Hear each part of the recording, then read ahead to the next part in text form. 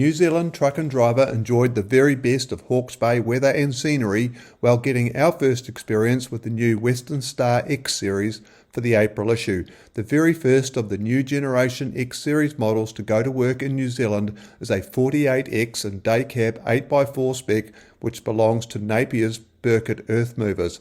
Brendan Burkett's company runs a small fleet of trucks to support its 30 Caterpillar machines which are busy on civil works around Hawke's Bay. So trucks aren't the top priority for Burkett Earth Movers, but Brendan likes to have something that stands out for the crowd.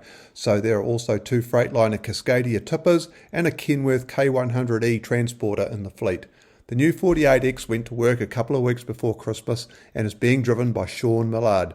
The power plant behind that muscular bonnet is the 600 horsepower variant of the 15.6 litre Detroit DD16, 6-cylinder, producing 2,050 pound-foot of torque at 1120 RPM.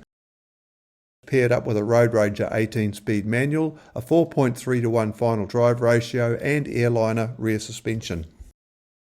Whangarei's Morgan Engineering built the 6.5 metre rock bin. It's an all-steel bin for carting large rocks, boasting an 8mm thick steel floor and 6mm sides. A big part of the truck's workload is hauling the large rocks being used in foreshore and river work.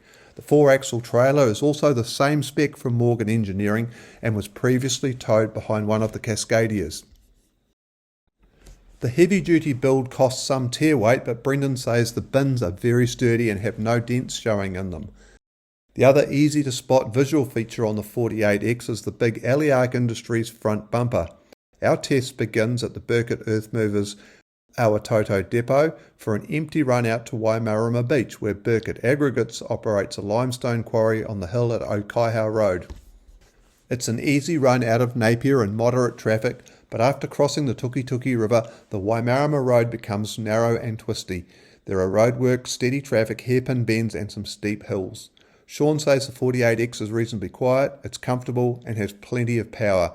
The Cascadia he drove previously was an auto and he prefers the manual, especially in the quarry and anywhere that it gets slippery. Sean also mentions the driving position is noticeably higher up than in the Freightliner, and he likes the settled ride quality and the visibility from the Western Star. Technology features of the 48X include the Detroit Active Brake Assist 5 system, intelligent high beam, rain sensor wipers and lane departure warning. The tilt and reach adjustable steering wheel has controls for the audio, phone, cruise control and the info display. The right hand stalk controls the engine brake and the left operates the indicators, lights and high dip beam control. The wood grain dash is angled around the driver and there are two large storage compartments above the windscreen. It's on the hills where the 600 horsepower Detroit really proves its worth, especially as the truck typically works at about 46 tonnes and there are some roads in the bay where trucks are limited to 40 tonnes. At the slowest point on the climb away from Waimarama, the 48X rounds a hairpin at 17 km an hour using 1300 RPM in 4 low and pulls away smoothly to continue the climb. With the truck typically working at about 45 tonnes and with 600 horsepower, there is plenty of performance available for working in steep terrain. The Western Star 48X hits all the requirements of Burkett Earth Movers. It certainly sets them apart with something that looks different, while the 600 horsepower performance working at up to 46 tonnes and with a 4-axle trailer means good versatility for a big range of work around Hawke's Bay.